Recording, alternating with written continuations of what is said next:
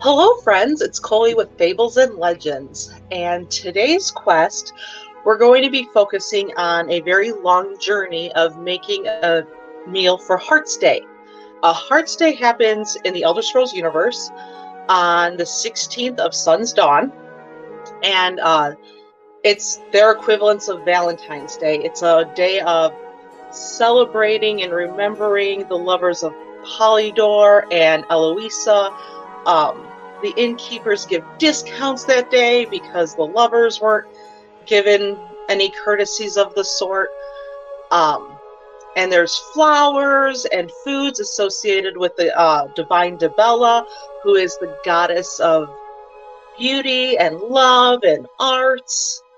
And so, like, when you're going into the temple, you see a bunch of food that's associated with Dibella, as well as if you do the quest, when you're dealing with anything with Helga's bunkhouse, you go into her bedroom, you kind of see foods that are available there, so we'll be cooking with some of those. Also on the 16th of Sun's Dawn, it's also the Daedric Prince's Sanguine's summoning day. So he is the Daedric Prince of debauchery, which is excessive indulgences, and the Lord of revelry and passionate indulgences, and gluttony, and in the Oblivion game guide, he's also known as the Lord of hard partying.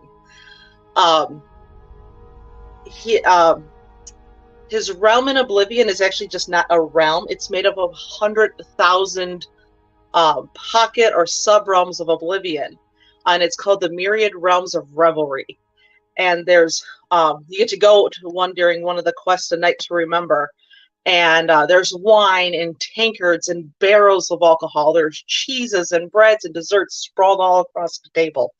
So it's like overeating and decadent and just an overabundance of food.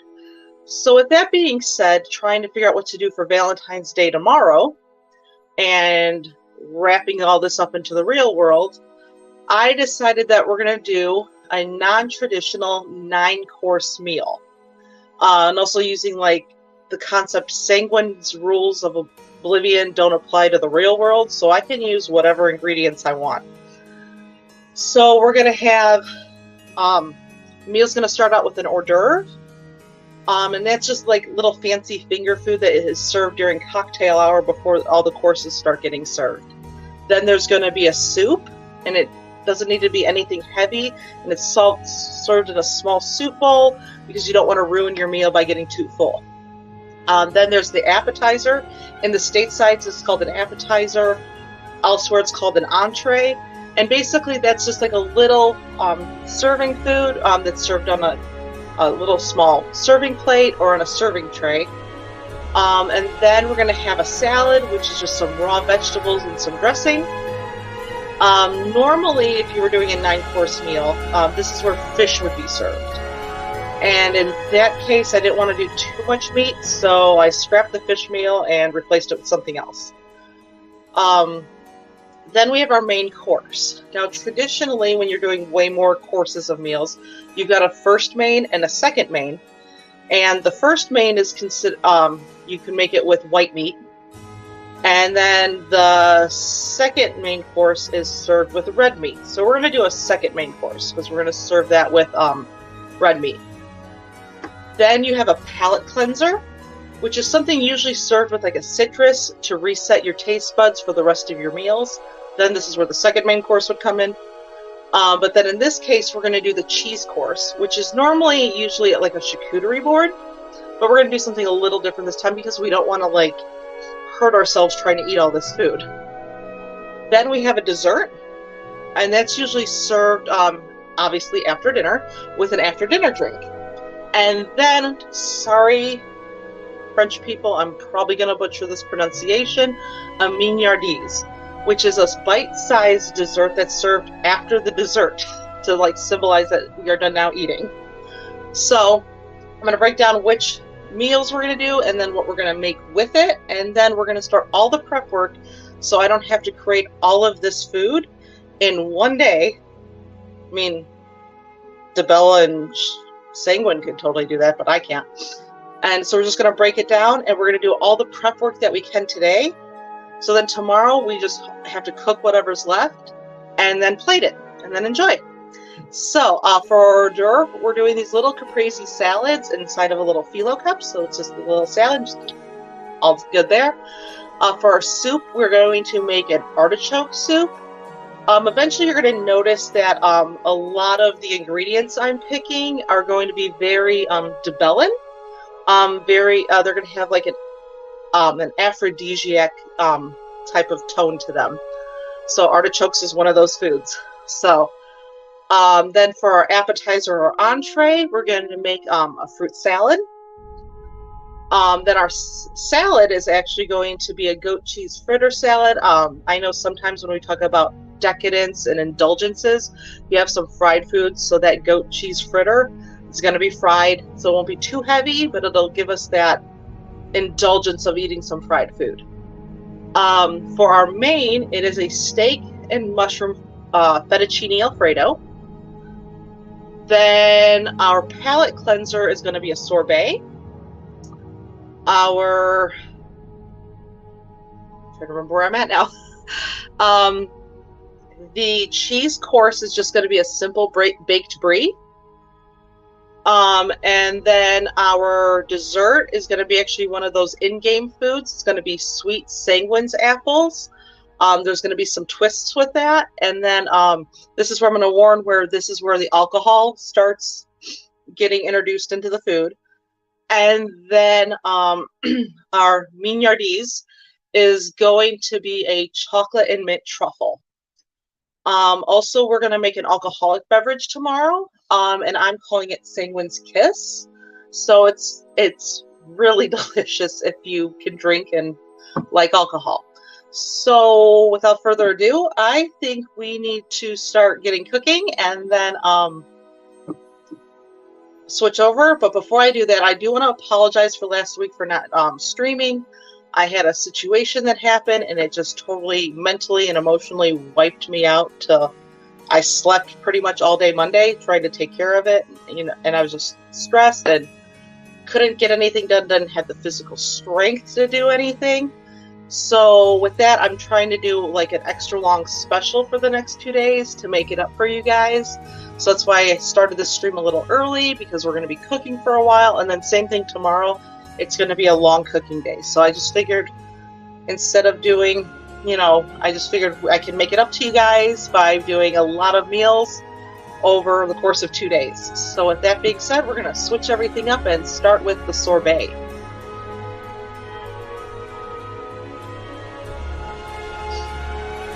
So the sorbet, basically what I had to do was put it in a blender today, and my blender is so loud. So I'm just going to tell you what the ingredients are, show it to you in a blender, and show you how we're going to get it all moving along.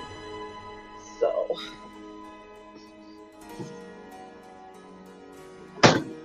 here is our sorbet.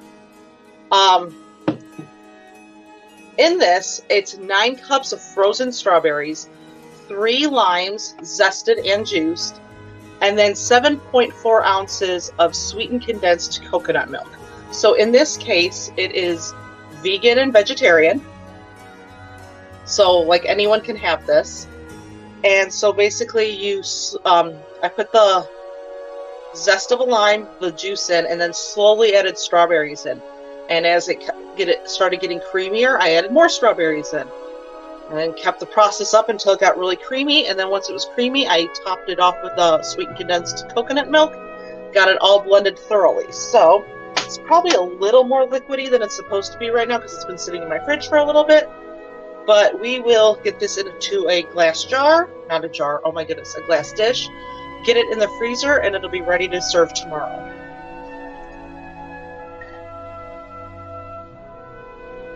And if you haven't noticed, my normal setting up and back is not the same.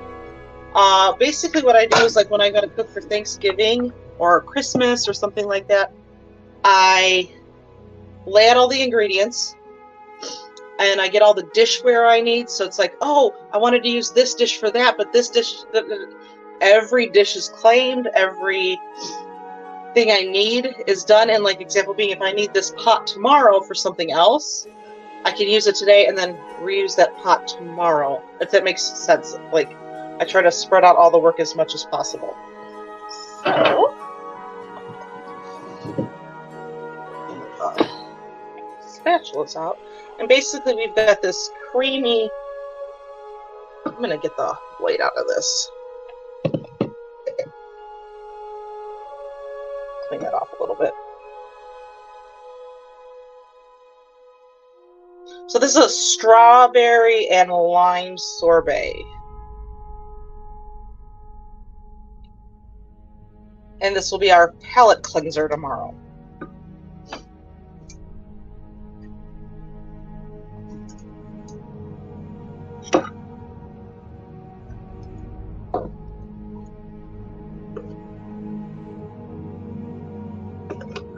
And right now I'm pouring it in a 9 by 13 dish. Probably could have maybe grabbed a smaller dish, but I just wanted to make sure.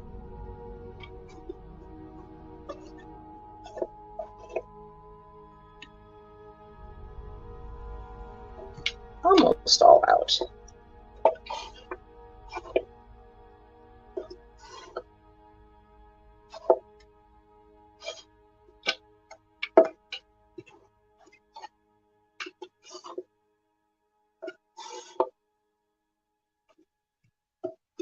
Gonna get the last little bit of goodnesses out.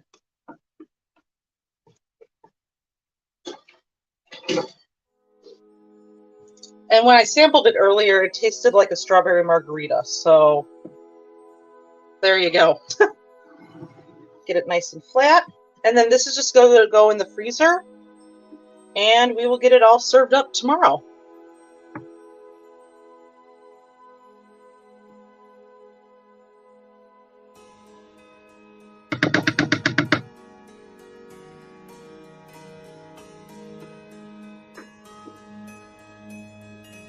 So, already one dish done.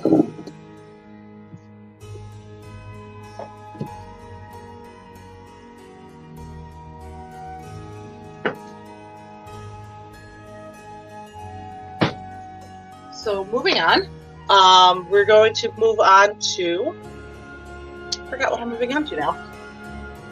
Oh, the chocolate mint truffles. So, recipe. Get it up over here so I can see what I'm doing. And the chocolate mint truffles, we're going to start off with 1 cup of heavy cream, 1 cup of light cream. If you don't know what I'm talking about, it's 1 cup of heavy whipping cream and 1 cup of half and half. We're going to grab a small bunch of mint, 18 ounces of chocolate, a half cup of butter, and a teaspoon of vanilla extract. If you use dark chocolate and you want to make it sweeter, you would also add a cup of honey into the chocolate mixture. So to start, we're going to get our pan going here on a light heat. Our pot. Come on, don't start me. Okay. Work this morning.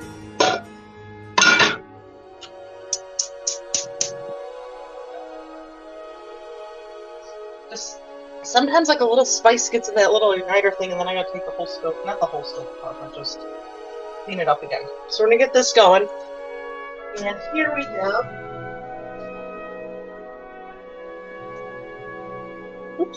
our cup of heavy cream and our cup of light cream, or heavy whipping cream and half and half.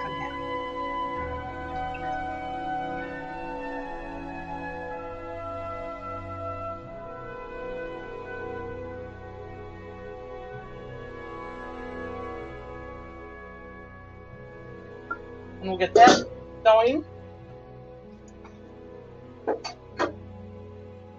And then we're going to take our mint and with a wooden spoon of some sort, you're going to take the back of the spoon and you're just going to slightly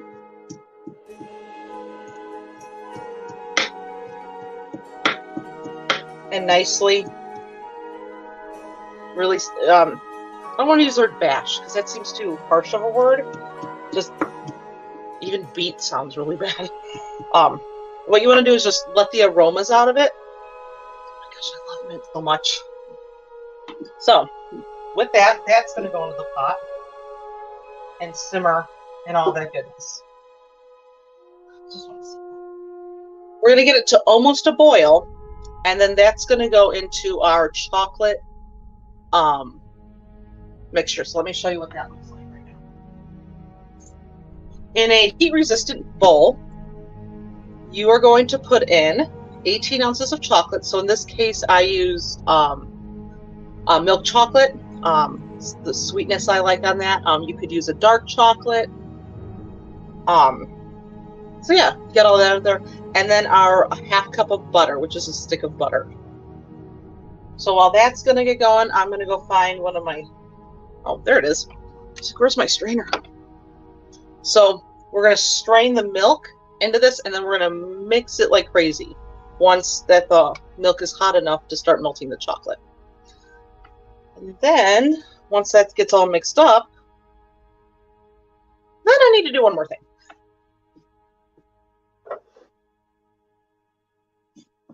It'll be going into this dish here, and then it's going to go in the fridge to cool for about an hour.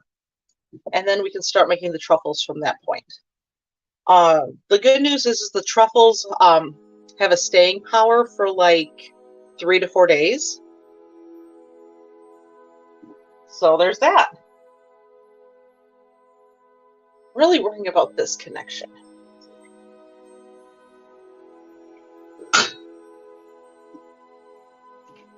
Give it a stir, really get that mint in there. Oh, before you forget all your ingredients, we also need that teaspoon of vanilla extract into that milk. So.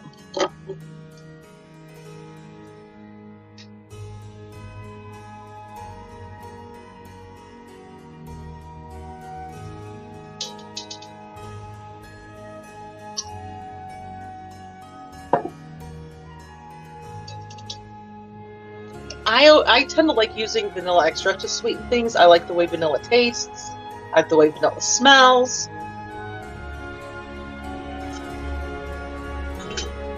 And that milk actually should almost be done. It doesn't take long for the... You don't want the milk to have. You don't want it to... you don't want it to boil. You don't want it to scald. You just want to get it to warm enough so it's going to start melting all of this chocolate.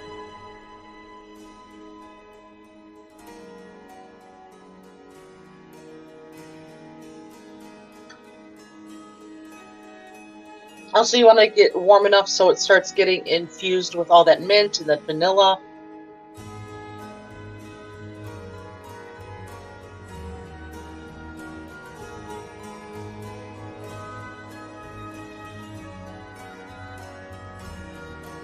That's what it looks like it's starting to do.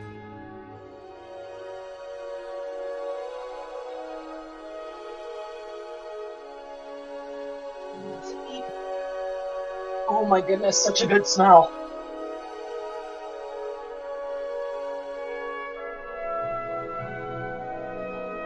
Give it maybe another 30 seconds, and then we're going to get it sieved into this dish right here.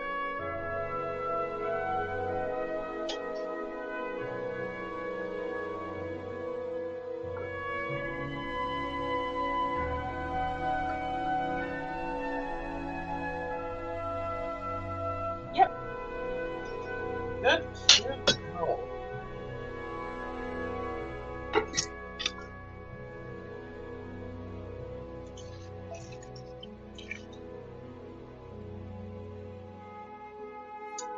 Look at me, I made a mess.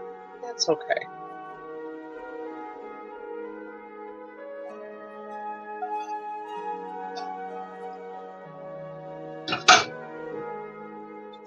And we're just going to make sure we got all of the mint flavor extracted into here, get all that heavy cream through. Every last ounce, right?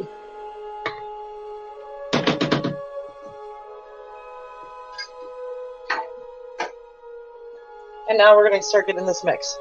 the butter is going to start getting this all consistently together and give it a nice little sheen once it's all done.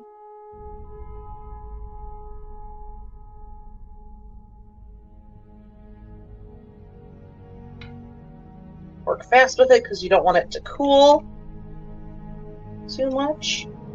Well, if it cools, then it's going to start hardening. So you want to get this all mixed before it hardens. And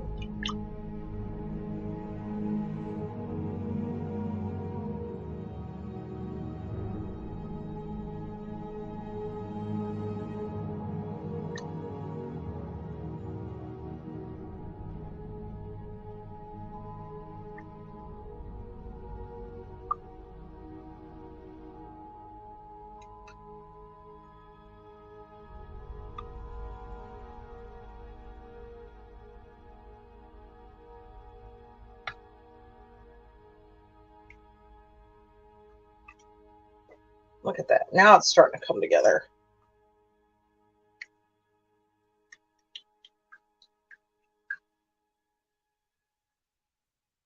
Come on, butter, finish melting. I really can't feel any of the chocolate chunks anymore.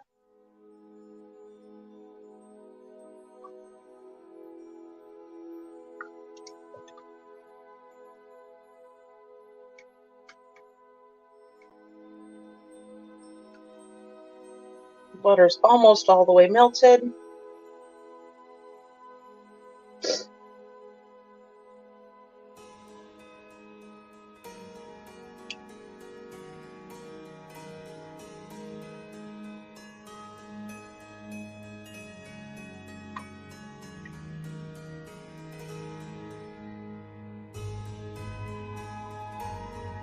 Okay, that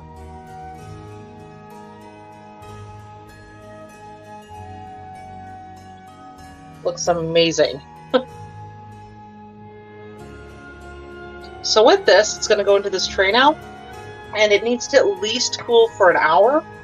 So hopefully with all the other projects I've got going on, I got about an hour to kill. So we'll get this all nicely poured in here.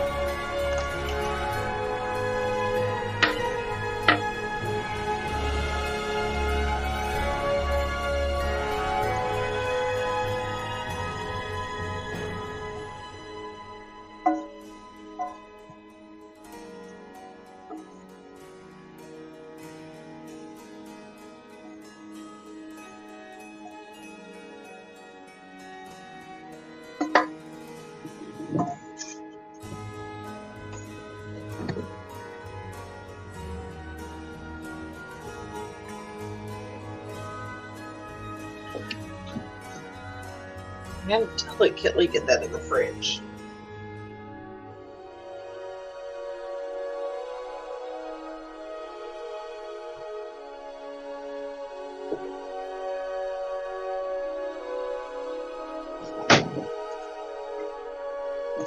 Let's see what it tastes like.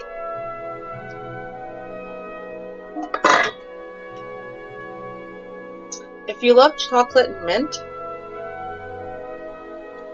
best dessert ever. But it's not our dessert.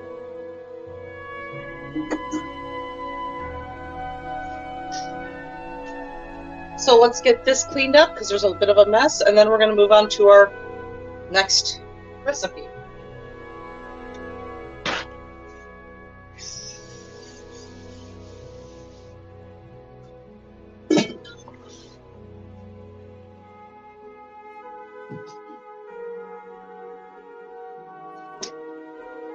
So our next recipe is our soup.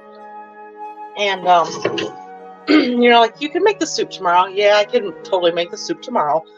However, my son pointed out, and his friends pointed out, my husband pointed out, that anytime I make a soup, it is way better the next day. So why not have a way better the next day soup for tomorrow? Also, soups tend to store a little better, so it's one less thing that I have to worry about cooking and managing and all that stuff. So, to your soup pot, there's 2 tablespoons of butter. Let me go get the recipe because that's the best I can start off with. It's 1 leek sliced up and diced up and all taken care of that way, cleaned and all that jazz. 1 large shallot chopped, 6 cloves of garlic pressed, 1 can of artichoke hearts, 2 potatoes peeled and diced, 3 cups of vegetable broth, 1/3 cup heavy cream, 2 tablespoons of lemon juice, and then tomorrow we're going to have some parsley and focaccia bread as the garnish for that. So we can get this going. We're going to try this burner again, and nope. So over here, we're going to get that butter melted down, and then we're going to get the garlic, leek, and some salt and pepper all up in there, getting that, getting ready to fry it up. So, the shallot. I need these things all sliced and diced and chopped up. So, with the leek, I pre-cleaned it, sliced it down the middle. So, it's now, it's cleaned.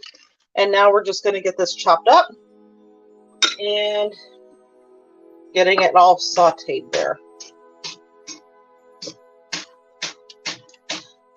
You want the white, the light green.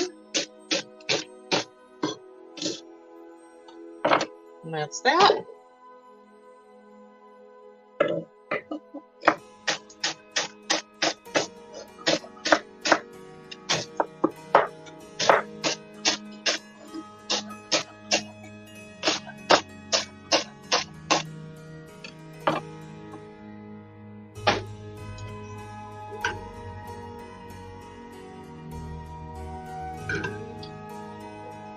Now, with soup, I do tend to like use some of the coarse pepper there, so I'm going to get that in so it starts breaking down.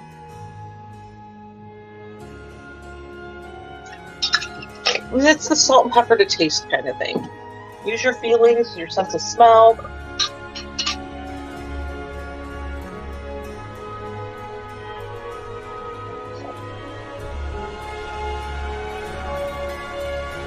Oh, that's breaking down.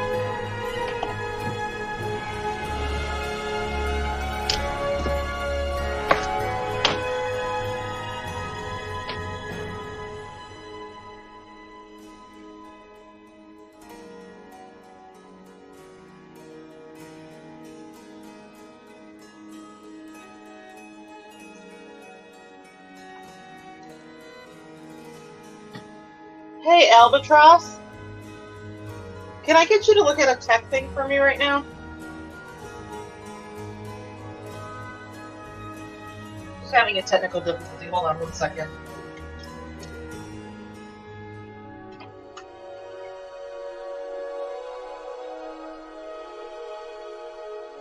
If you can. If not, do it from here. So, we're going to keep this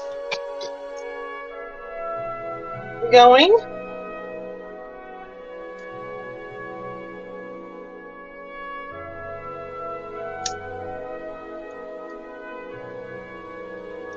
And get the shallots going.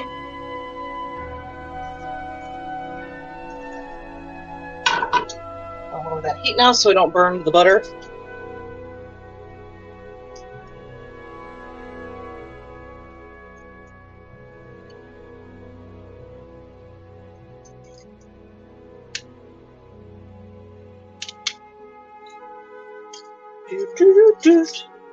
I hate when I got a tech thing going on and it really throws me off. I was like, oh my gosh.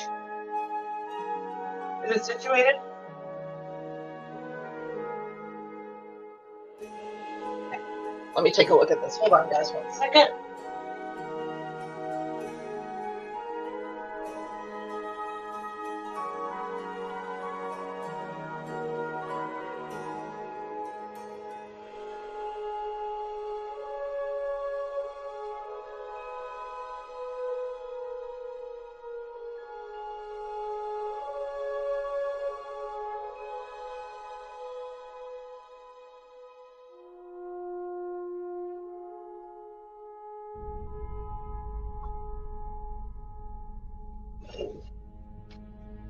Okay, so sorry, the chat log was getting all messed up, so we're focusing on like a Valentine's Day special based on Elder Scrolls, so the chocolate thing I made was set up to make some chocolate mint truffles.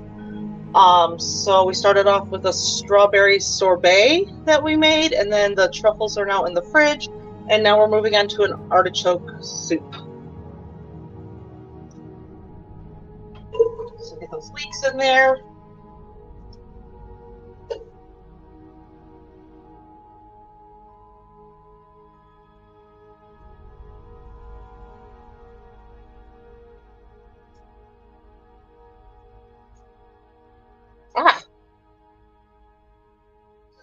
The song is, oh geez, it's one of the songs from the Elder Scrolls V Skyrim. I think it was like Ancient Stones or something like that I picked today.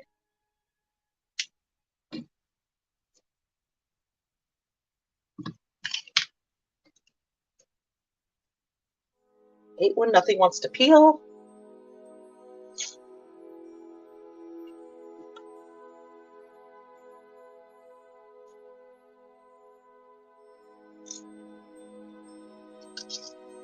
You know what?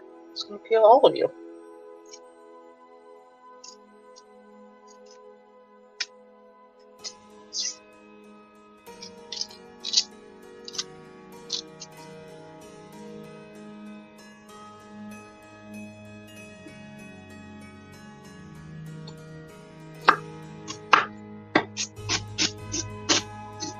So we'll get the shallots in.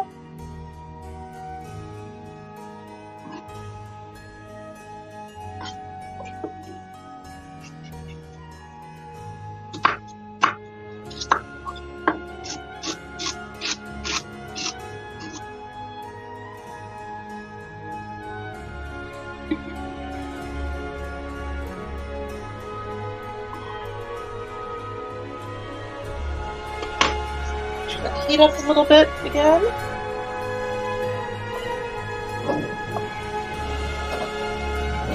You're going to find out really quickly. I always try to be prepared, and today, once again, I'm not.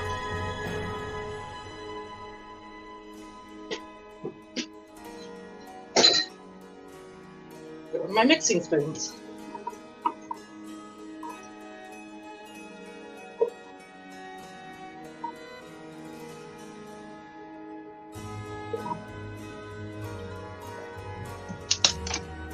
Get the garlic peeled and pressed.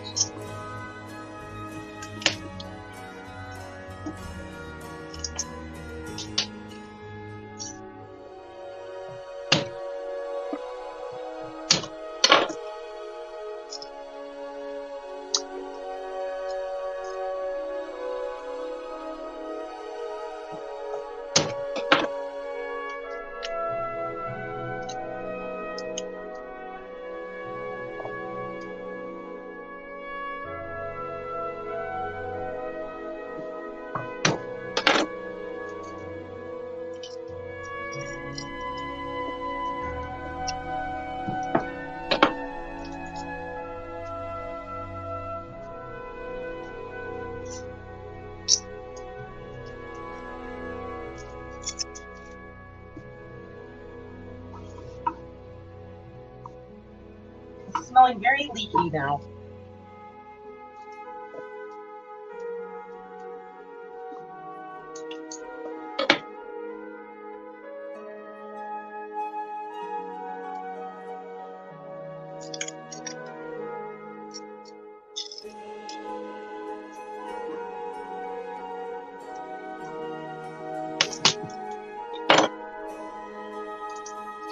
Ooh, that didn't go away. So, get this pressed and then start adding more ingredients.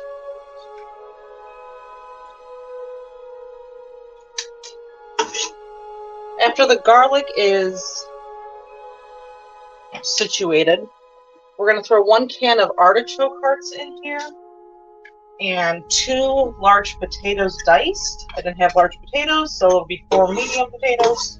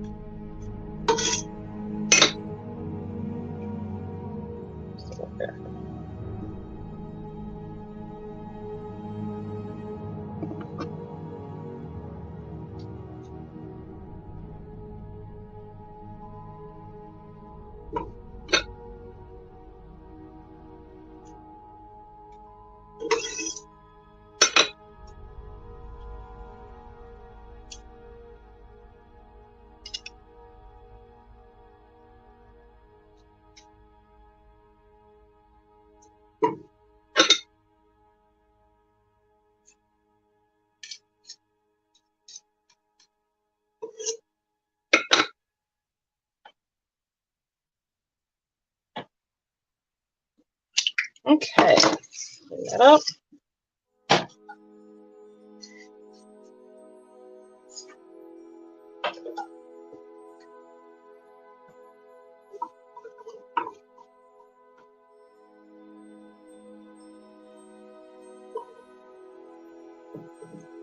Okay, these are almost ready to start adding everything else.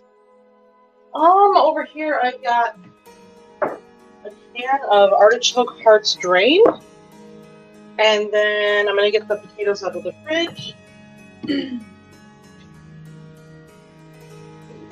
They're already peeled, so now I just have to dice them up.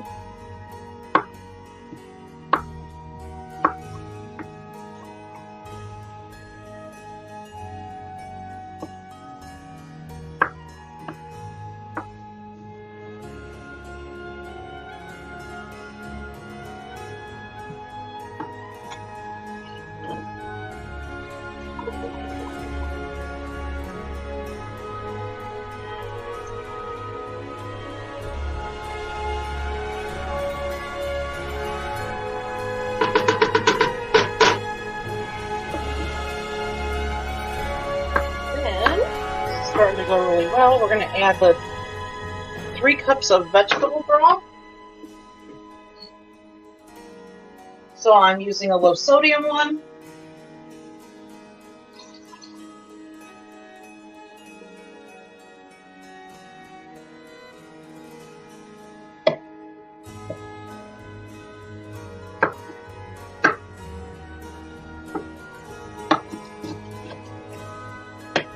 Those artichoke hearts in. Then I may add another cup because I'm not liking how thick that got really fast.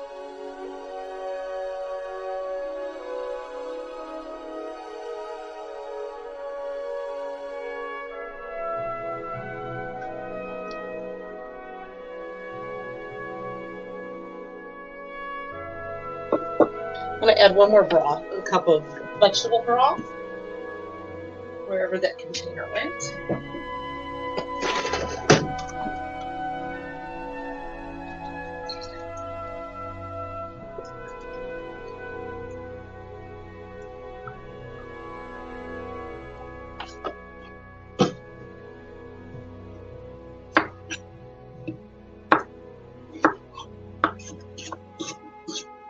You always want to add the potatoes on a lower heat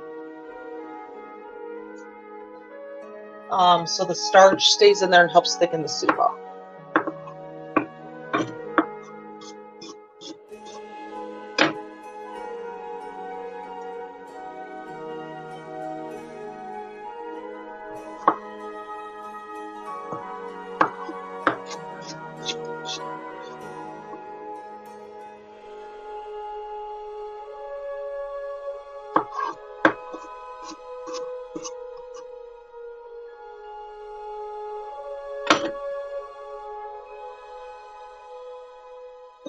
Okay, clear off my space.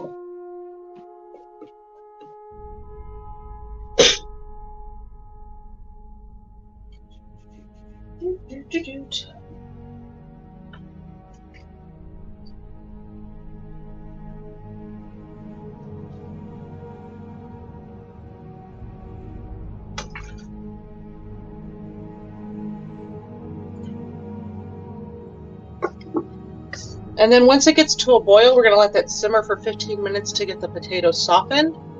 We're going to also now add a sprig of thyme so it gets all boiled up in there for extra savoriness.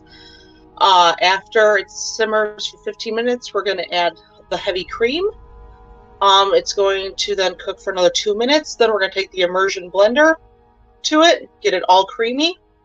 And then we're going to add 2 tablespoons of lemon juice and then let it cool off so we can store it for tomorrow's meal. So, you know, one of these days I'll be prepared. Where did I put my lid at?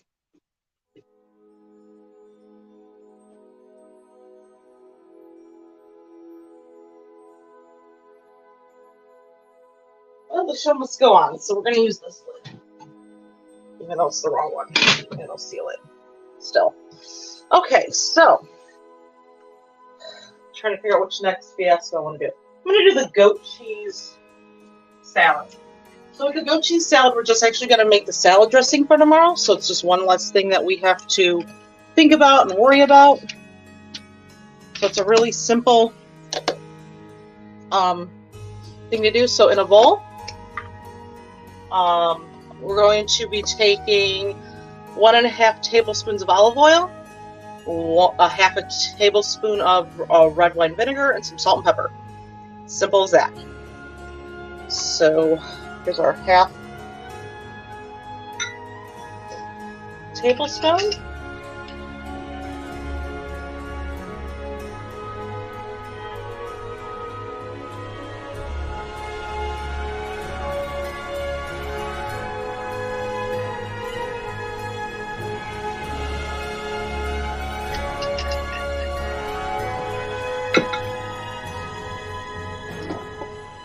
Of the red wine vinegar.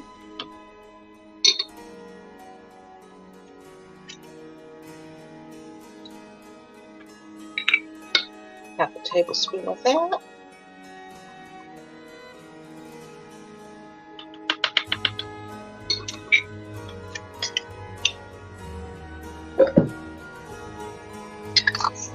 Pepper.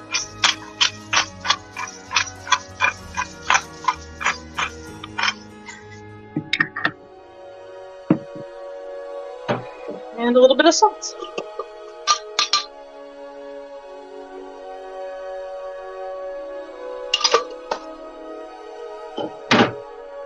There, in a sealed container, we can mix it all up, and we have our salad dressing. Less for me to worry about tomorrow, less for me to think about. And that goes. So let's see. We've got 3 more recipes still on the table. That one's kind of in the way. Don't forget to put time in.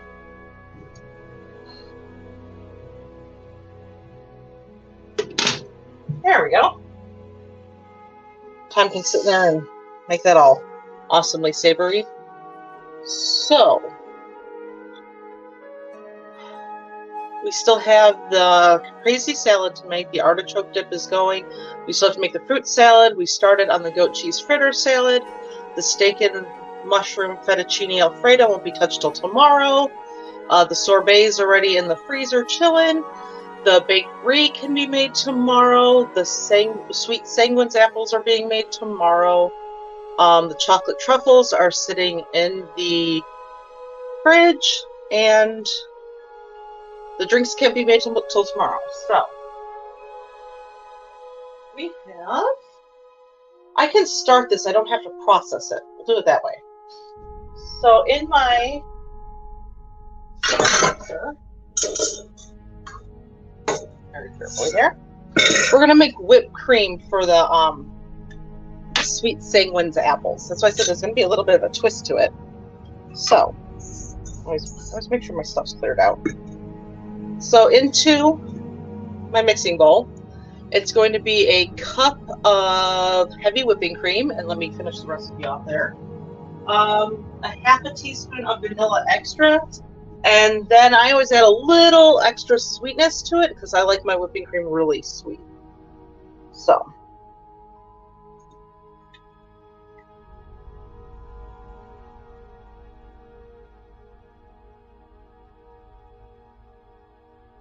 Are we doing boil yet? Almost.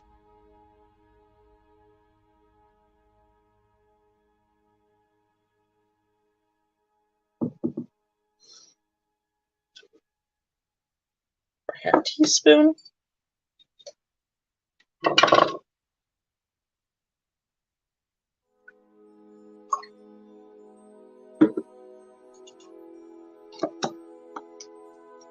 And then one of the ingredients that I like using to really make it sweet and more vanilla-y flavor I have access to these things called liquid stevia drops, and I get the vanilla flavor. So I'm just going to add a couple drops. Then I know like people add sugar to this, but I like the vanilla stevia drops when I'm making that. So 5 drops should be beyond enough because it's super sweet.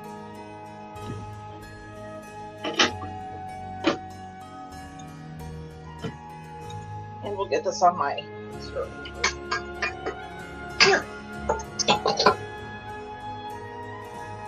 It's just off camera.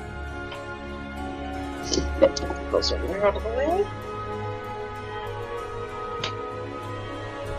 Okay, so oh my goodness, that smells so good.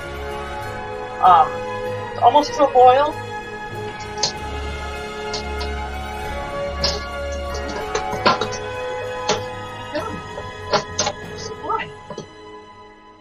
Come on, Sam. There we go.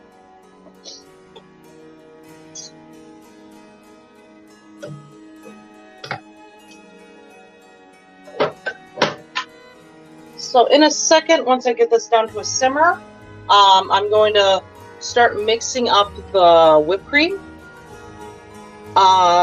So I'll give you a warning to turn the volume down, then I'll give you a signal you can turn the volume back up if you want. I don't know how loud this is going to be. So what you do is you start the the mixer on low, and slowly crank it up high, and you get it to whip until you've got these nice tall peaks into that. So I'm going to go walk over, start the mixer to get the whipped cream going. As soon as this is good enough to simmer, in about a minute. And then we will go from there. Actually, I'll just clean up a little bit.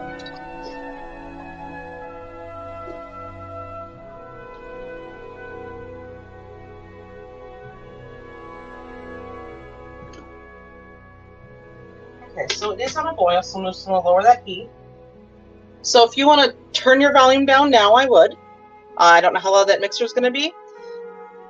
Your eardrums are at your own risk. So if you want to turn the volume down now, I'm going to go walk up screen, count to 3, and then I will give you the signal that you can turn the volume back up when we're ready to go. So I'm going to start in 3, 2, 1.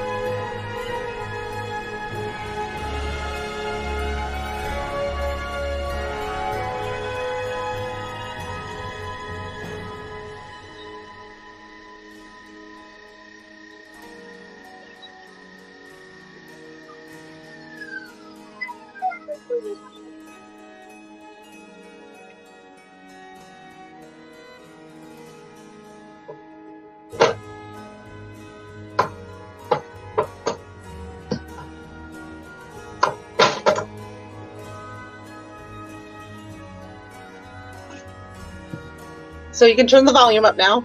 Welcome back. Or I should say welcome back to myself.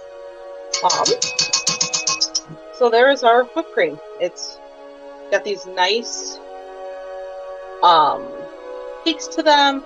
It's thick, the way it's supposed to be. So I'm just going to pop this in the fridge, and then I'm going to put it later into the container that I want to put it into, because I want to put it into a container that I can easily serve it out of tomorrow.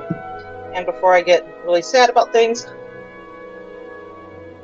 it's super light and creamy and vanilla-y. Well, there's nothing more I can really say about that. So, yay, it worked.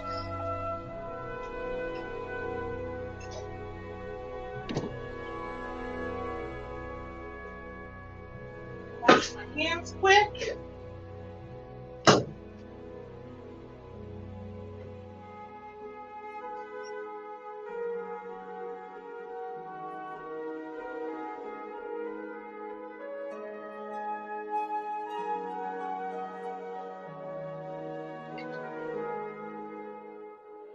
About 10 more minutes on the soup. That's got to simmer up.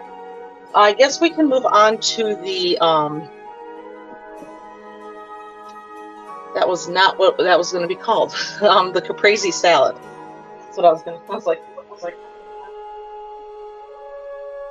So right now we're going to be working on like the base recipe of it. Something really simple.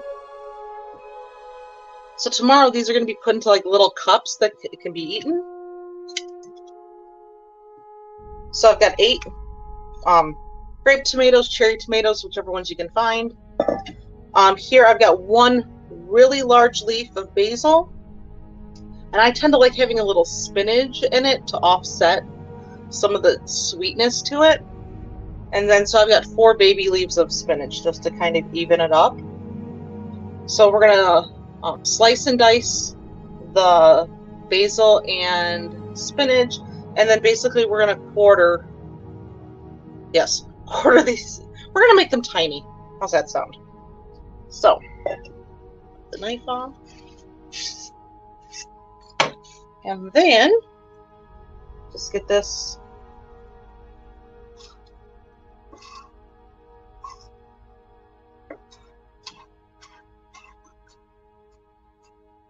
that basil is just coming through.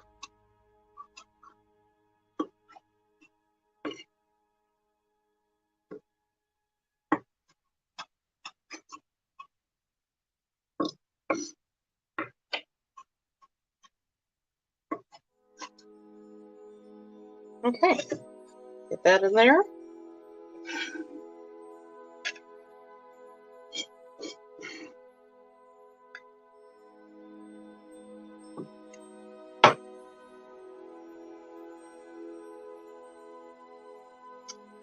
And then we're going to get these all sliced, halved, quartered.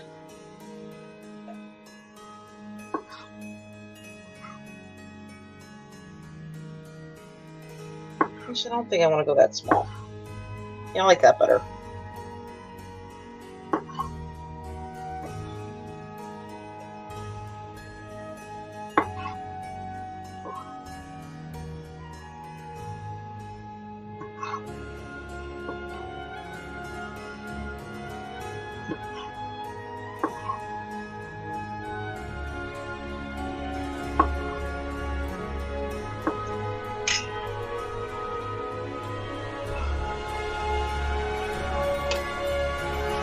And then into this, I like sometimes having the seeds in it to keep it a little more tomatoey. So to this, of course, I left my recipe here. We're going to add a tablespoon of olive oil and a tablespoon of balsamic vinegar to this. And then basically it's just going to marinate overnight in all of its awesomeness. So our tablespoon of olive oil.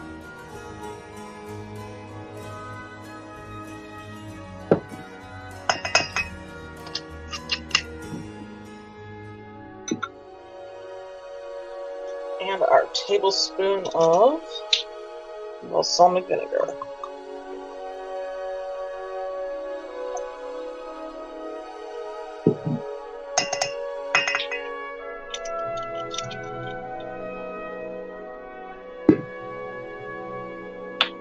Then,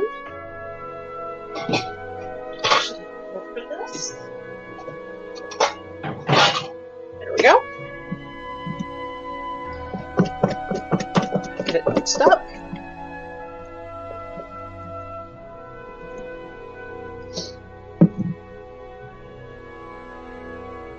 Then, hopefully, in this smaller container I have here, it'll fit so much better.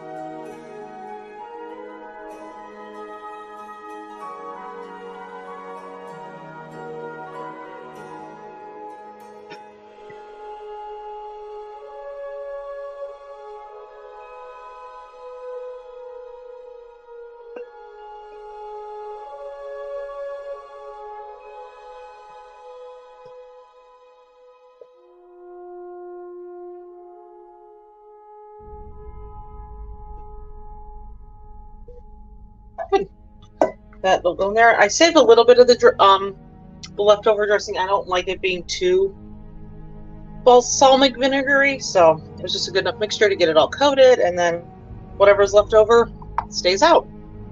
We'll pop this in the fridge, and then the soup is going to be ready for the next step in just a couple of minutes.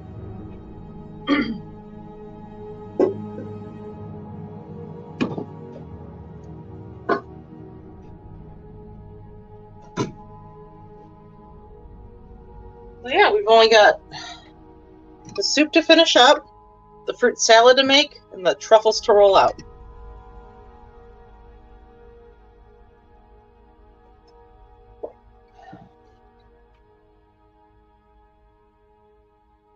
It smells so good. So, get this wiped down.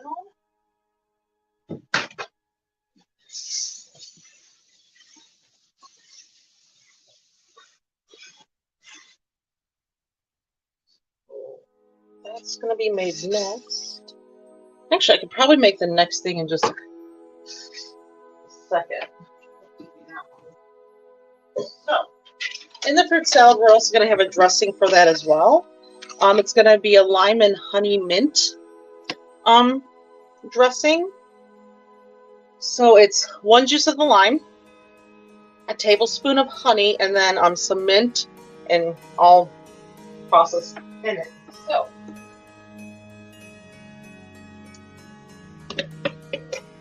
then I get the juice of 1 lime going.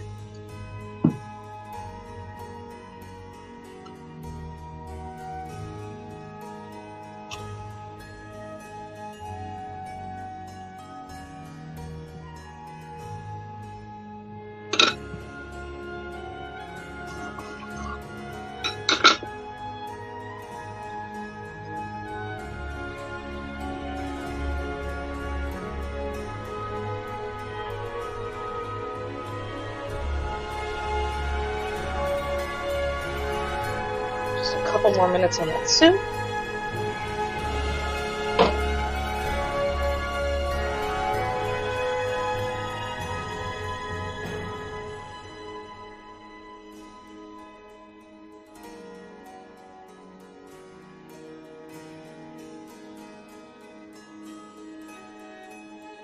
I don't like how it didn't give me enough lime juice this time. I hate sometimes when the limes are really out of season. Add a little bit more lime juice into it, just to basically I want to make sure that the whole bottom of this thing is coated. There we go.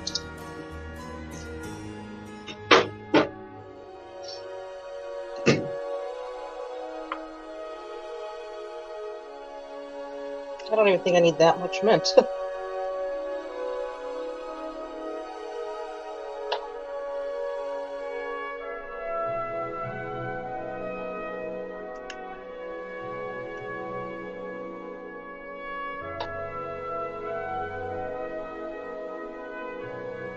Hopefully I can get this done before the soup is done.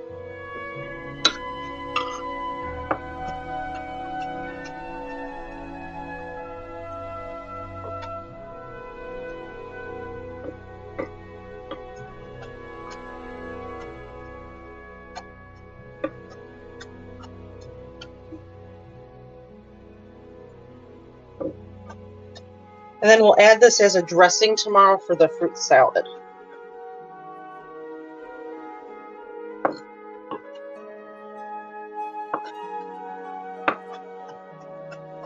Okay.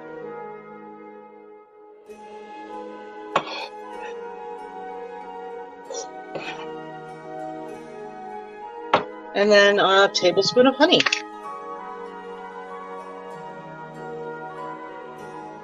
Of course, you want to be slow-moving honey today, don't you?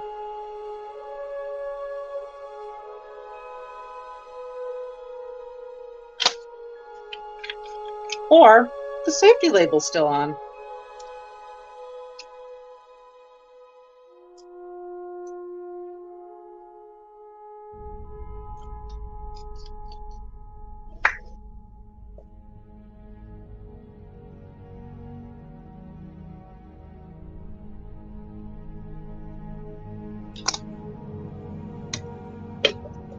And just like that, I'll stir it up in a little bit. It's time to check out the soup.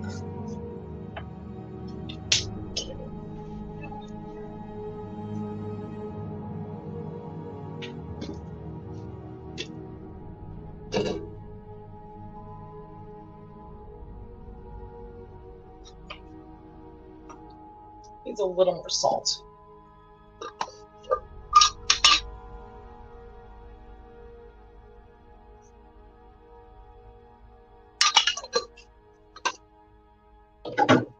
So then, let's make sure everything's kind of softened.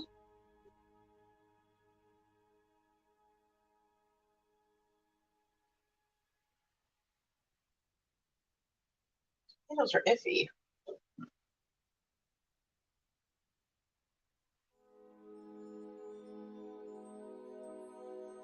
Some of the potatoes are ready to go and some weren't. So I'm gonna give it just maybe a couple more minutes on that.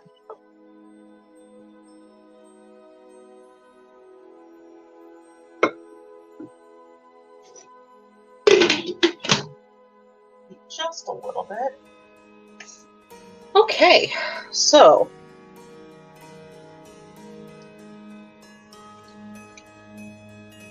dressing's all made up here. So I'm gonna pop that in the fridge. I'll take it out in the morning so actually there's nothing in here now that's I'm just gonna put it in a cool, dark place.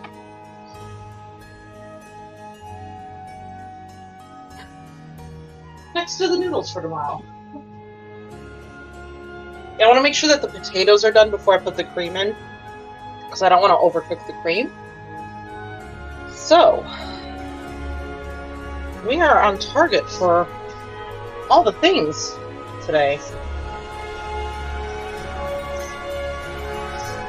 Thought it was going to take a lot longer. Just trying to think if there's anything else I can take care of on the other side of things. Like everything that I can get done, other than the soup and the salad.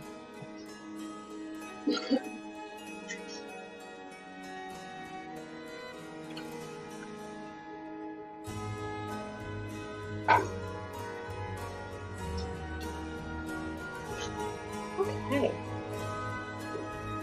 Maybe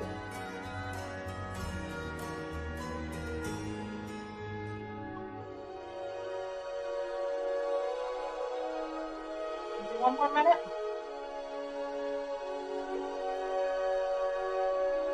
Yeah.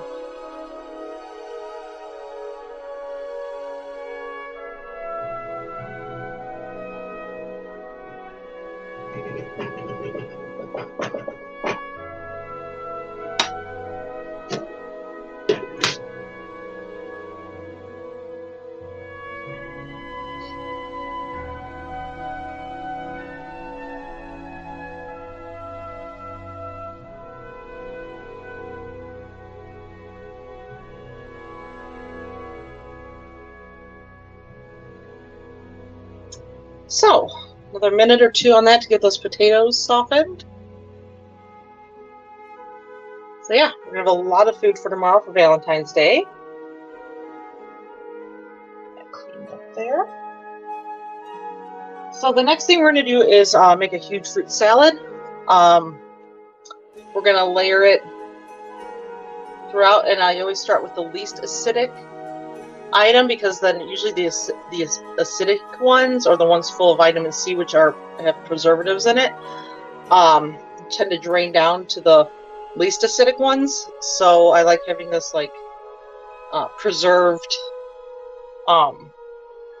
salad without having to do extra work to make sure it stays fresh. So we're going to layer a couple things. With it being Valentine's Day, there's going to be some fruit that has some romantic gestures to it. Every time you think of Valentine's Day, it's something of this fruit with it, or it's considered an aphrodisiac food, so we're just going to make a fruit salad with it. So the potatoes should finally be done.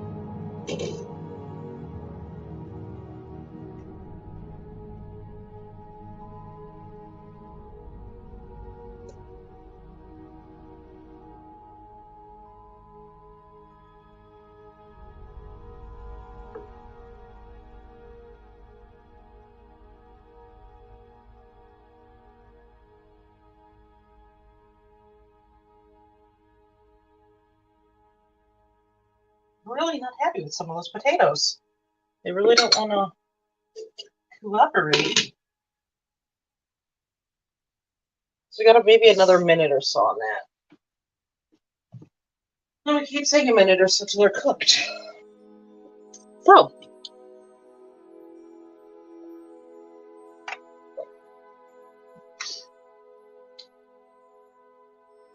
So we're going to be putting a third cup of heavy cream into here. Once we pull the thyme sprigs out, and then we're going to let it cook then for 2 minutes to get all integrated in there.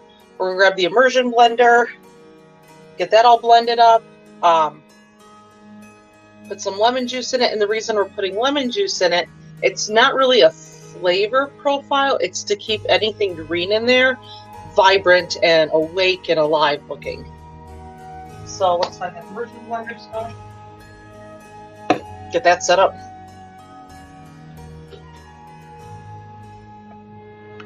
If you don't have an immersion blender, you can wait till the soup cools down a little bit, put it in a blender, and swap things out until it's blended.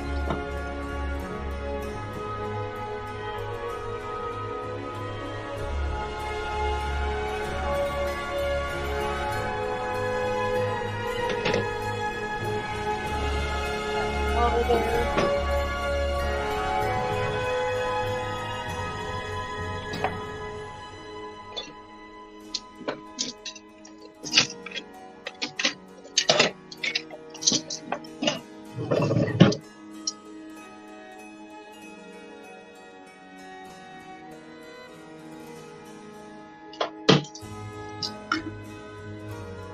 Then, should be good to go now. Might be a little loud, so if you want to turn your volume down.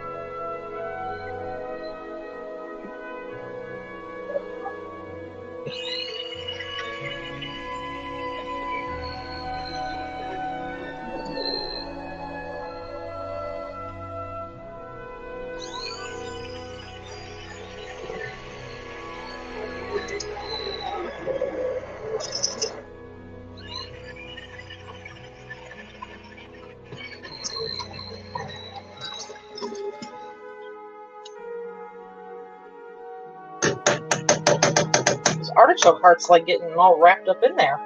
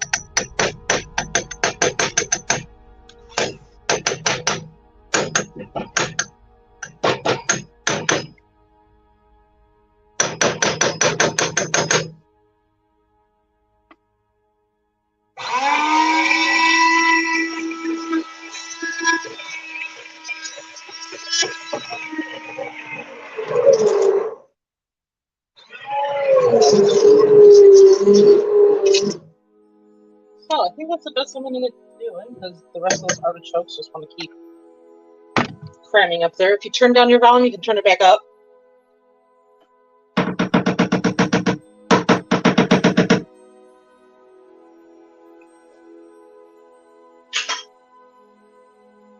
Okay. We've still got it on low heat over here. Look at that. We're going to add the 1/3 cup of heavy cream now.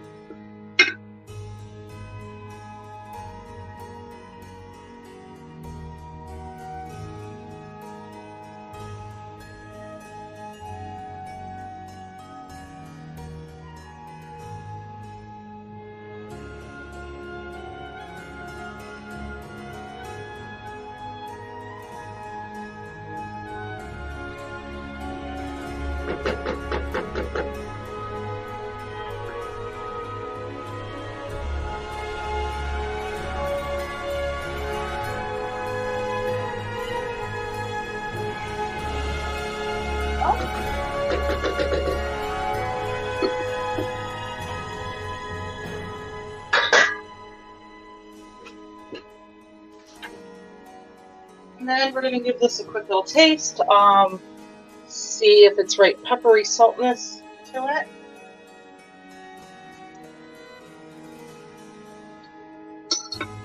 It's just a hit more pepper, so instead of using the thick salt that I used earlier, or pepper, I'm going to just quickly.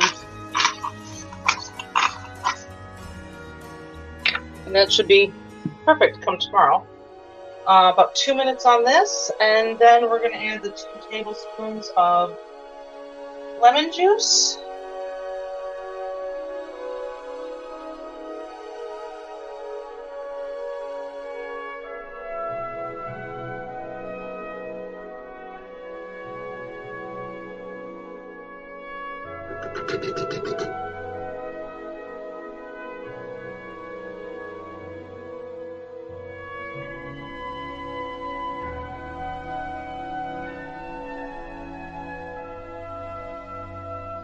That cleaned up, and then get the 2 tablespoons of lemon juice out.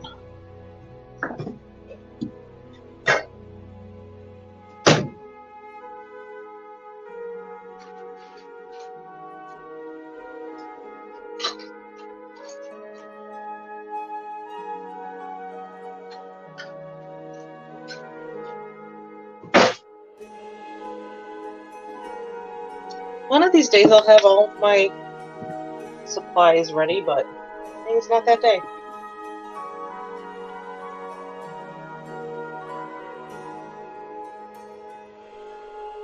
It's nicely thickening up now.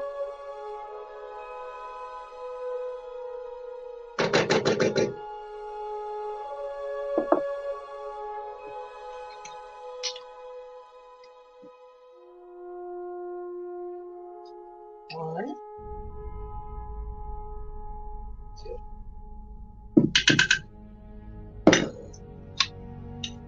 And then tomorrow we're going to garnish it with some focaccia bread and then some parsley.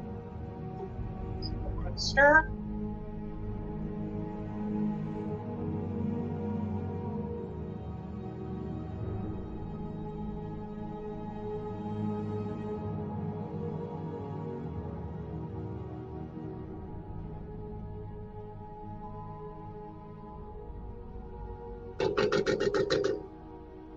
Get it off the heat.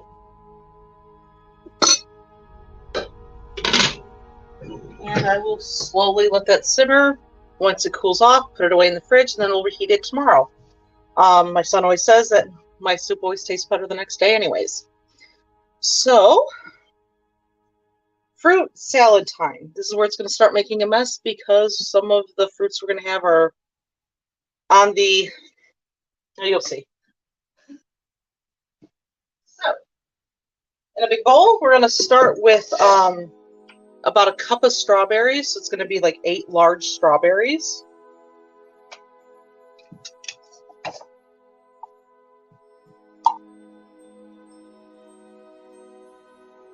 Put the lemon juice away. So instead of using like lemon juice or lime juice to like preserve the strawberries after I slice them up, we're going to have some watermelon pineapple in it, and the juices are going to go down and mix up with them. So that's why I always like putting like my strawberries on the bottom so they stay fresher longer.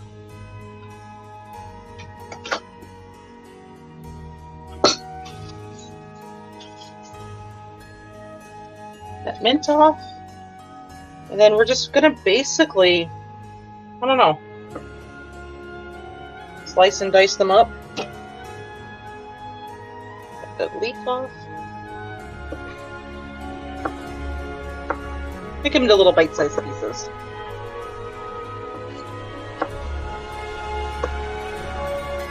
My food might not always look the fanciest, but it does taste amazing. So some people are like, oh, why aren't you putting them into cute little shapes and all that stuff?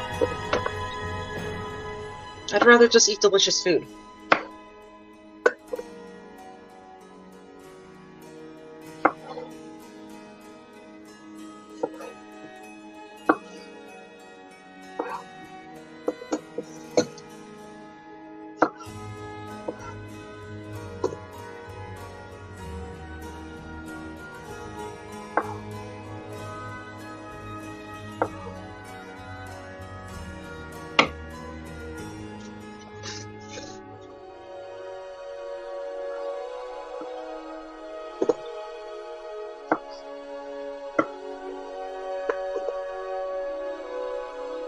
Then pretty much when we're done with the fruit salad, the truffle should be hardened up enough, if I did everything correctly, should be hardened up enough to start forming into the shape we need it to be, or, you know, the bite-sized balls, to make the mignardes, something. It's French, and I apologize. Took German and Spanish in high school, so.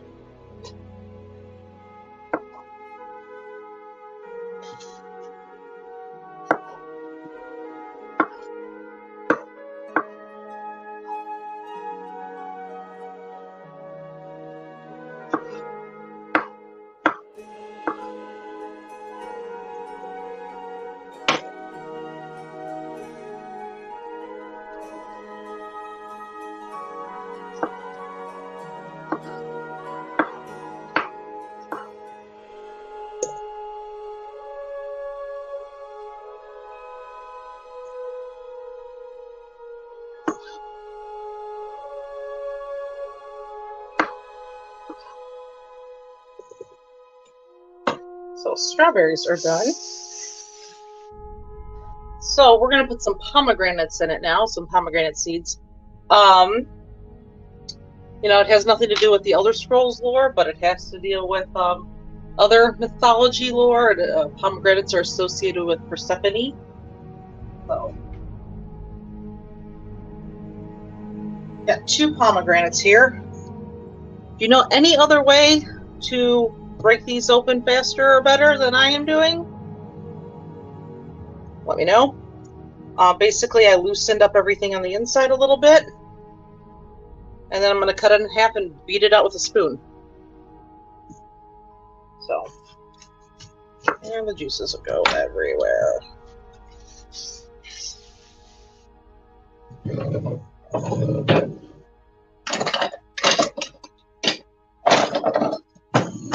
My wooden spoon's not in there.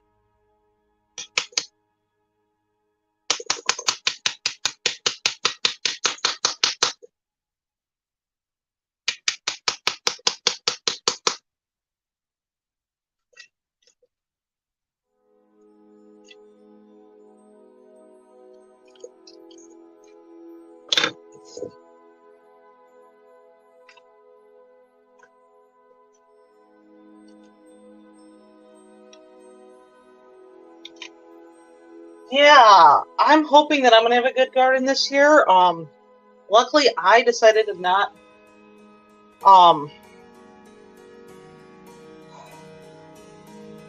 do my garden last year. I got really busy, and I just felt like my garden needed a rest. And I'm so glad I didn't, because my friends who garden, they were like my zucchini. So where we live, like zucchinis grow like wildfire. And so their zucchini crop failed. We had everyone that just kind of had a crappy season last year.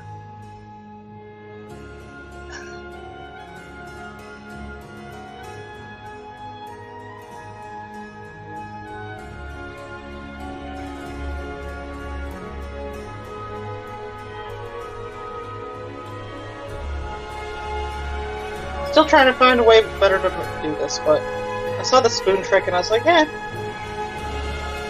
Everyone swears by it.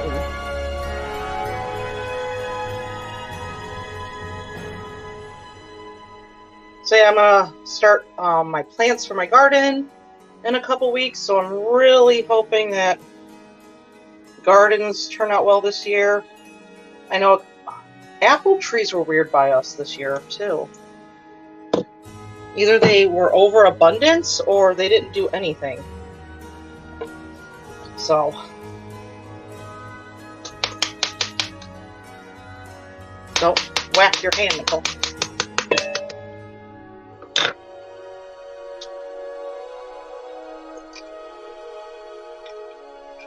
Wow, that's gonna be nice. I live in cold weather, so for me to have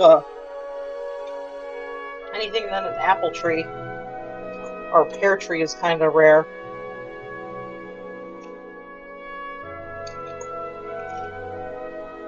But that would be a nice surprise.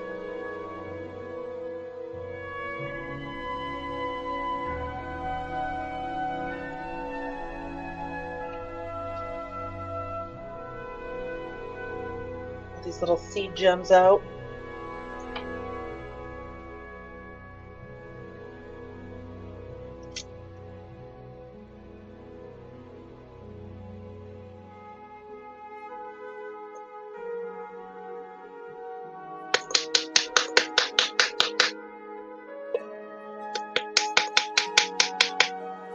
I'm getting the seeds to fly out, just the inner skins with it too.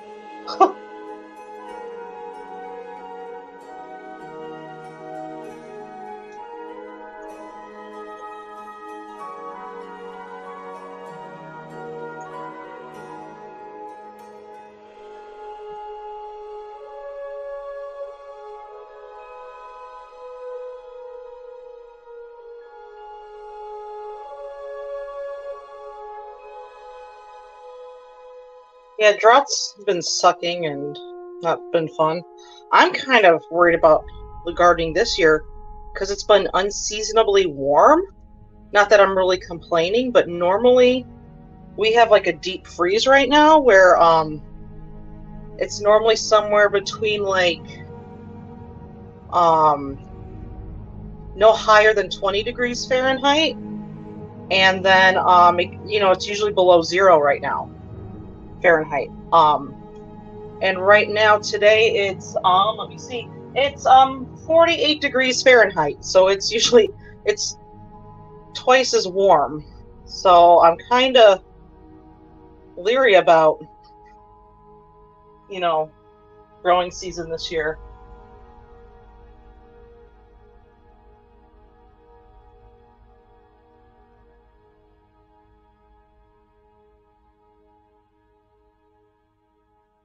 Yeah, our summer fluctuates too. We can have like a week where it's like 50 degrees Fahrenheit, and like, and then 2 weeks later it's, you know, in the 90s. So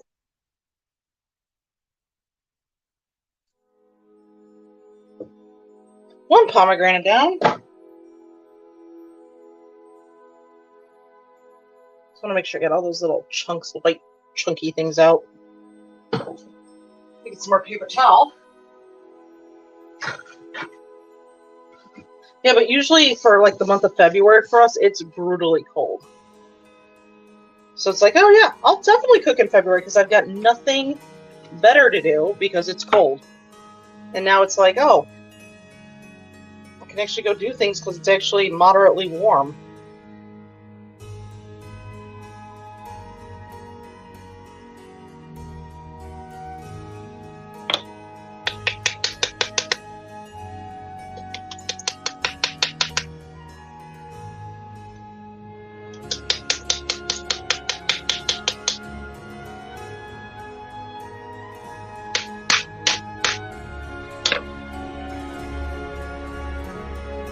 Longest stream ever, just undoing pomegranates.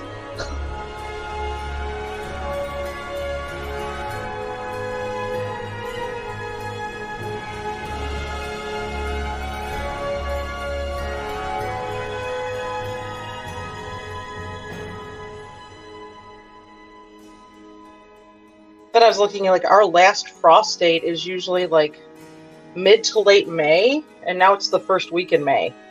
So, and then first frost is usually looks like we're gonna have a longer growing season this year, because last frost is usually beginning to mid-October, and now it's like the end of October for this year. So I don't know.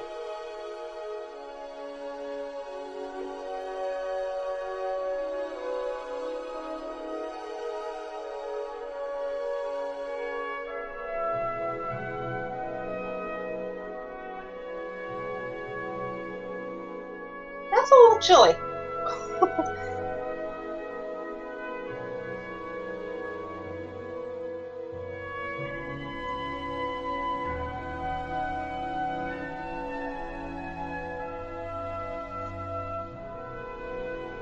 Then I got some friends in Poland, and they're telling me about how brutally cold it is right now in some areas, so.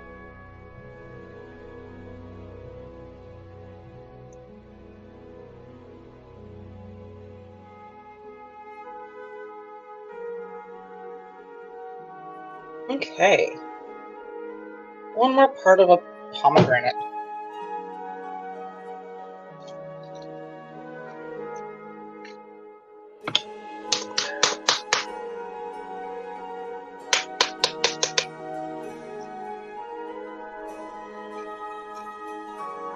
Yeah, I don't know much about pomegranates, but I know that some plants are really sensitive about watering, temperature, their season. So yeah.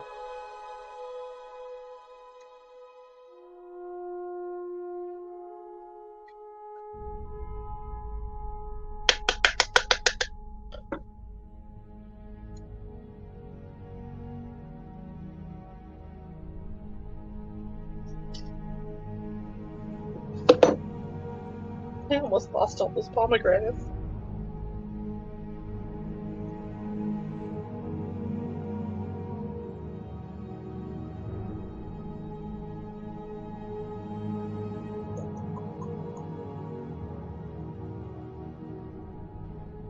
because I'm glad I started like looking at my garden this year, because I was like, oh my gosh, normally because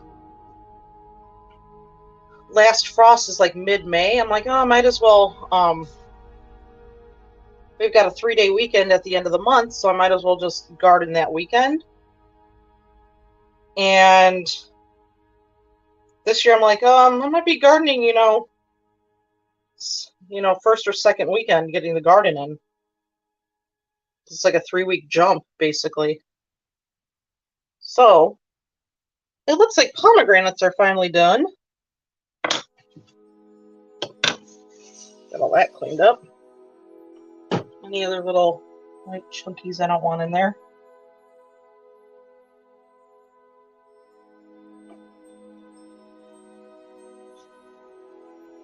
Hopefully that was pretty painless for you guys to watch. Me butchering up some pomegranates.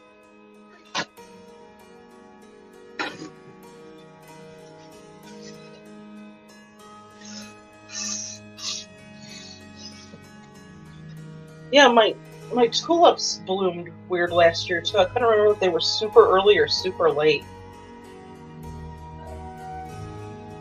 So the next two fruits get to make a mess. So I'm going to do a little bit of prep work to salvage my wooden cutting board.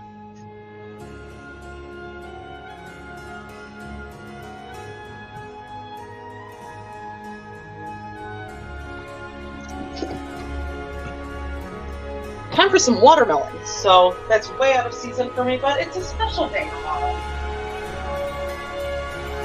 So found the smallest one I could find. I'm going to start with a half at a time, and then as long as it covers a good chunk of it, we're going to save the other half for whatever else, and then we're going to top it off with pineapple. So.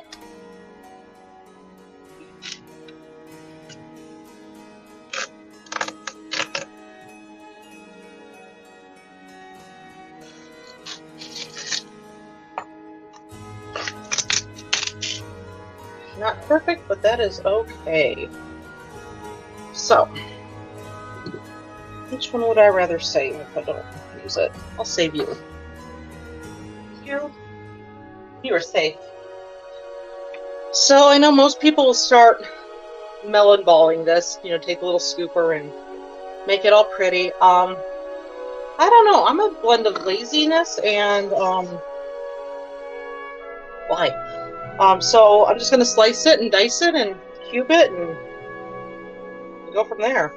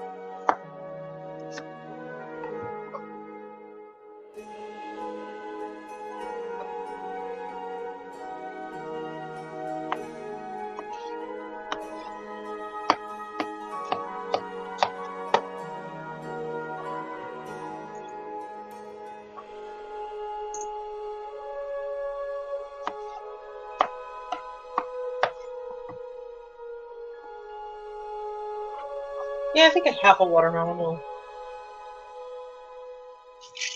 be good enough.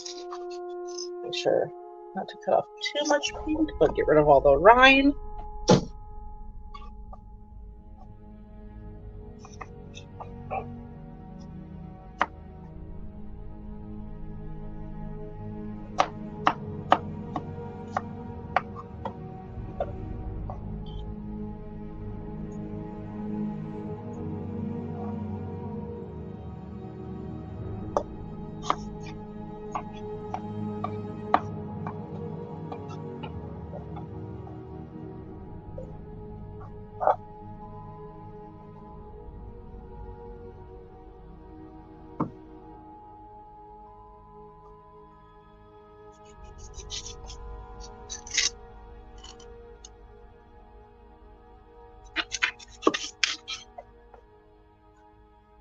Sorry, sometimes if I stop talking, it's just because I'm really concentrated on not slicing my finger off.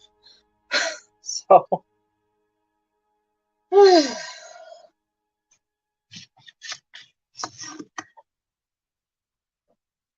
Not ignoring anyone, I'm just trying not to lose my fingers.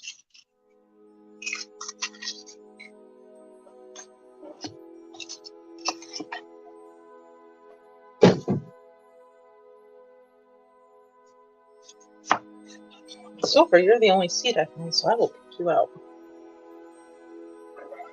And get rid of that little bit of rind.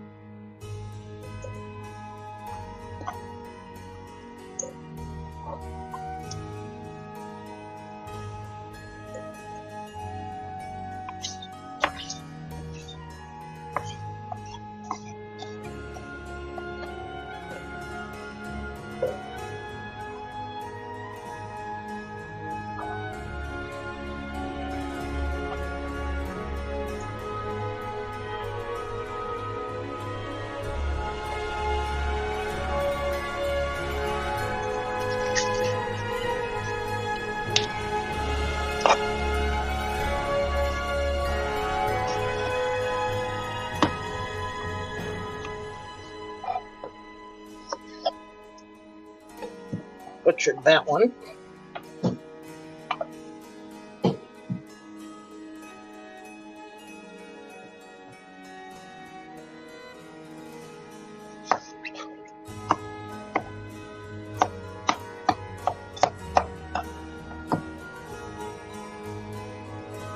Okay. Watermelon is almost done.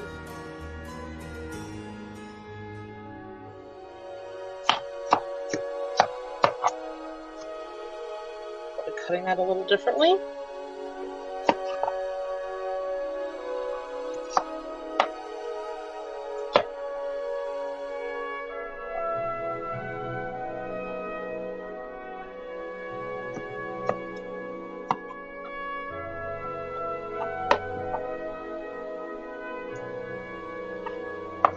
Almost done with watermelon.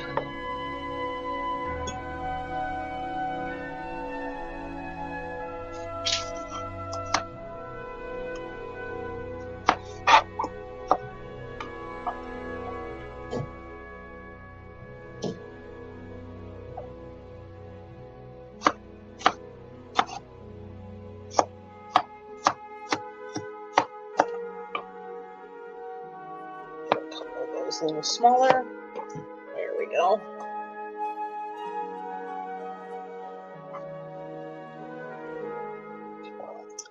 And now for the pineapple. So I don't have one of those really cool pineapple tools to get the core out. So I will do it a very labor-intensive way, but that's okay.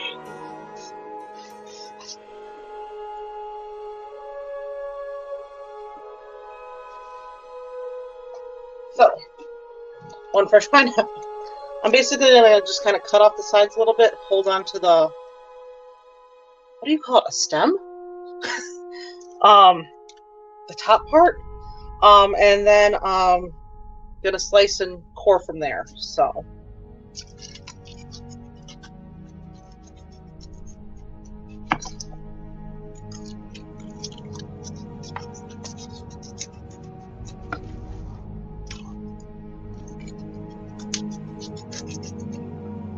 Gotta go a little more.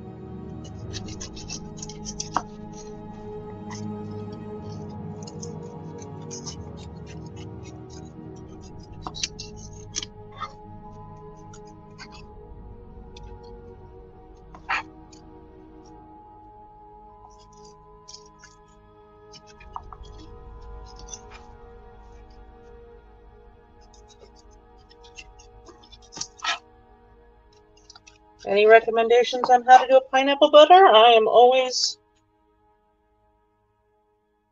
willing to learn.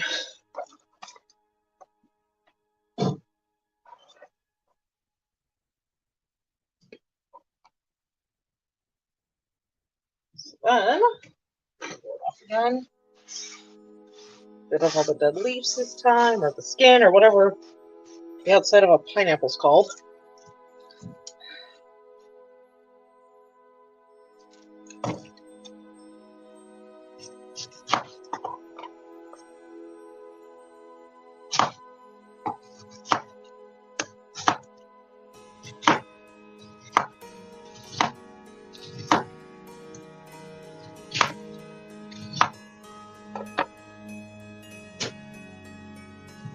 There we go.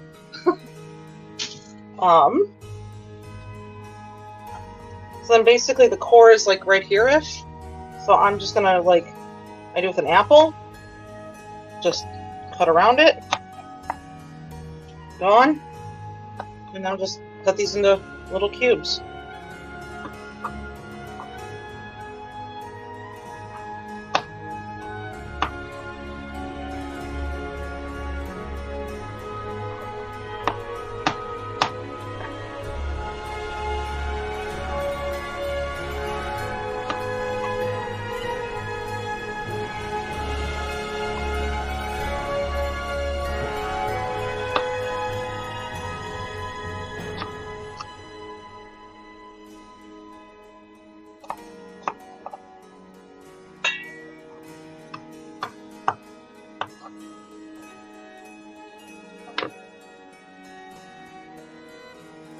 So I'll show it with this one a little bit.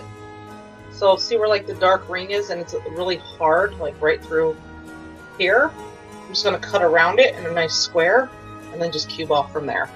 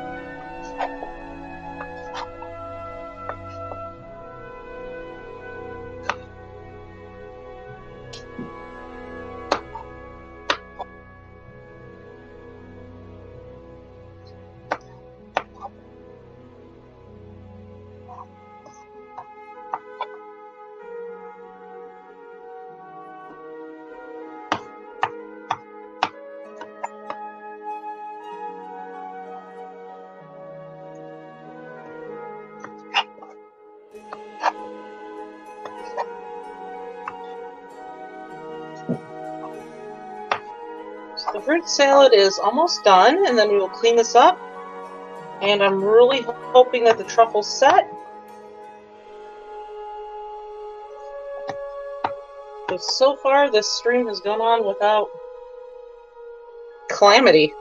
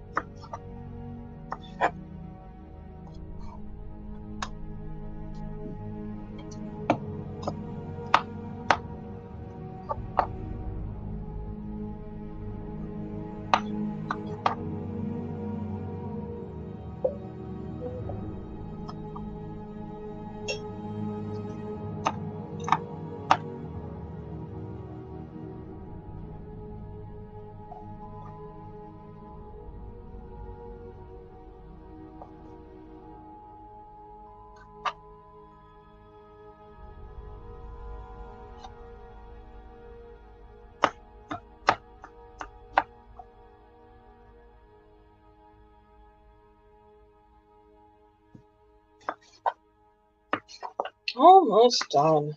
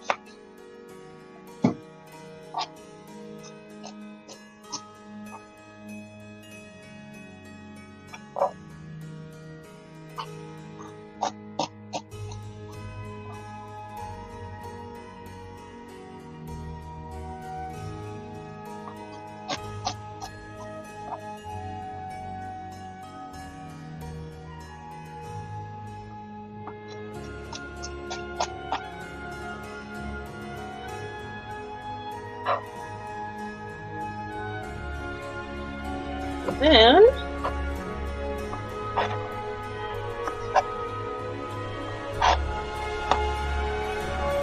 last one.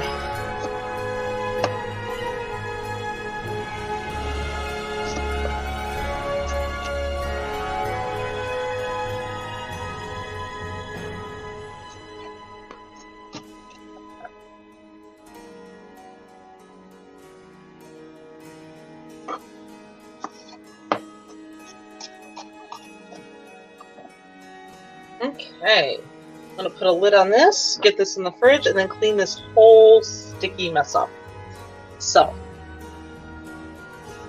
tomorrow when we go to serve this, we're going to scoop it out, put it into a bowl, and then we're going to drizzle that honey, lime, mint dressing all over it. So, get all this up. Off the hands.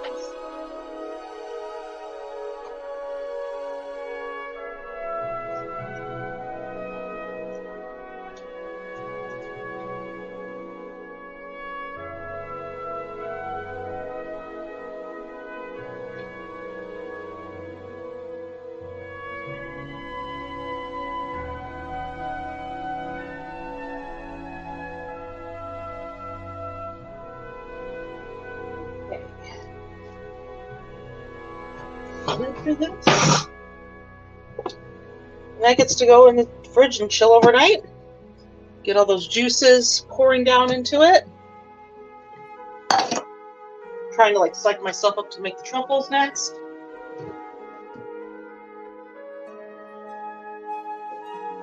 Room in the fridge. Okay.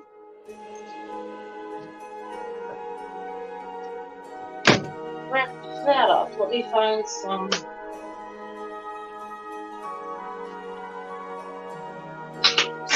wrap.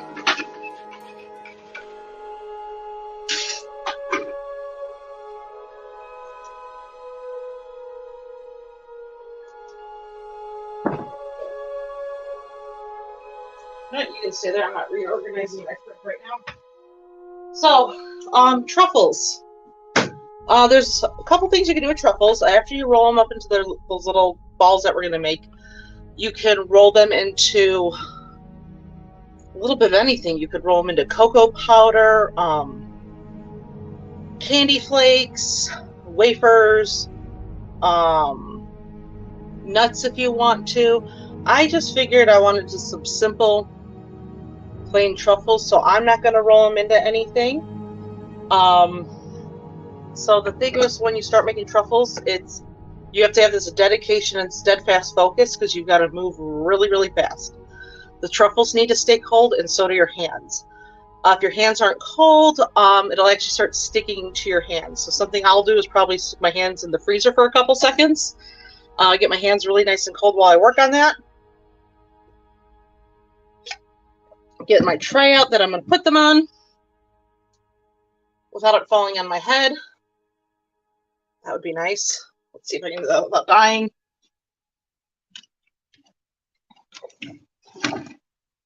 Success! So, got the tray out. Gonna get the truffles out. Hopefully it's set. It looked like it's set. I just really want to make sure that they're really cold. My hands are really cold, and then we will get going. What you're going to do is just going to scoop some out to like a golf ball size, nothing bigger than that.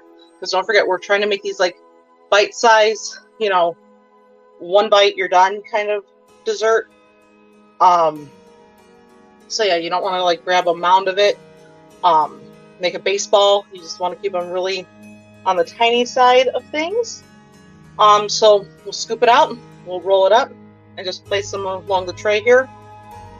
I had to put them in the fridge. We'll probably wrap them up in a little later, and then get them all to be nice and cool that way. So yeah, yeah. Just if it doesn't work, I'm gonna just leave it that. So hands in the freezer for a second.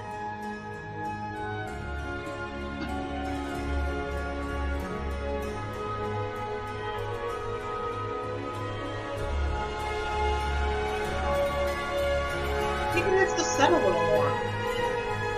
I'm sad about that. I'm going to show you what happened. It hasn't quite set. Looks like a delicious mousse, though. Maybe change that up for tomorrow. I'm going to put this in the... It looked like it set, and then I moved it, and then it lied to me. Did it get cold enough? That's my question.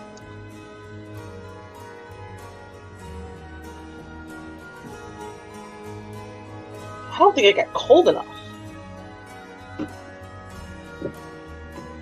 So,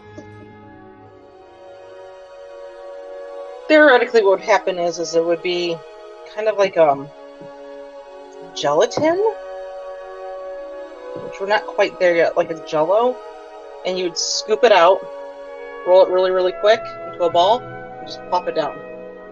So, I think with that, might call it a day. So let's see. And if not, I gotta come up with a different dessert for tomorrow.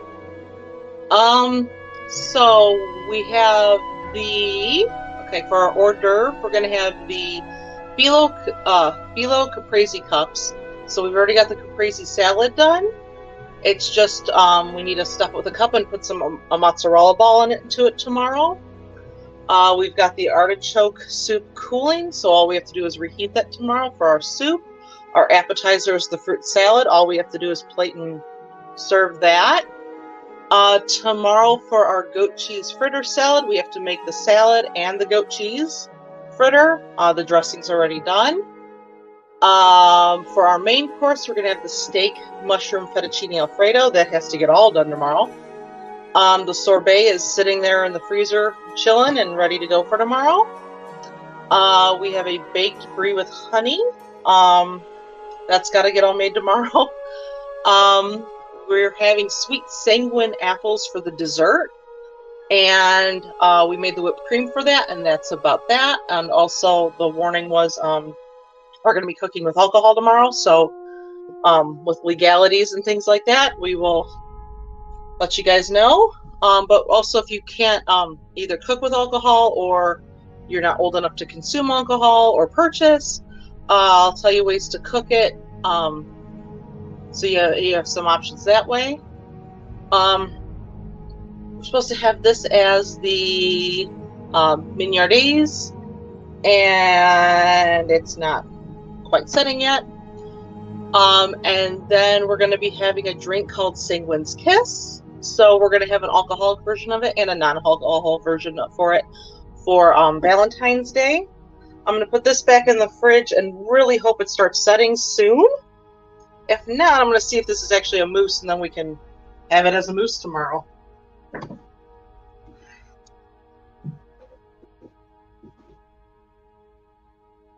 Something always has to go out wrong on one of my streams. So that's the danger of cooking live. So I don't need that. Everything is situated for tomorrow. So with that, we're gonna look forward to Hearts Day.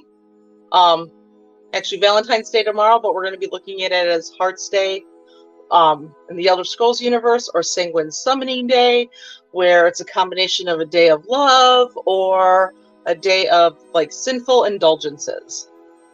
So I hope you guys really enjoyed watching everything today, and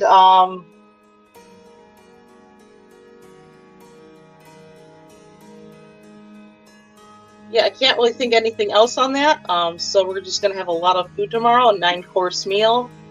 Get that all plated and set up and have fun with you guys. So with that, I hope you guys have a great rest of your day or evening or wherever you're at. And don't forget to stay legendary, guys. Bye.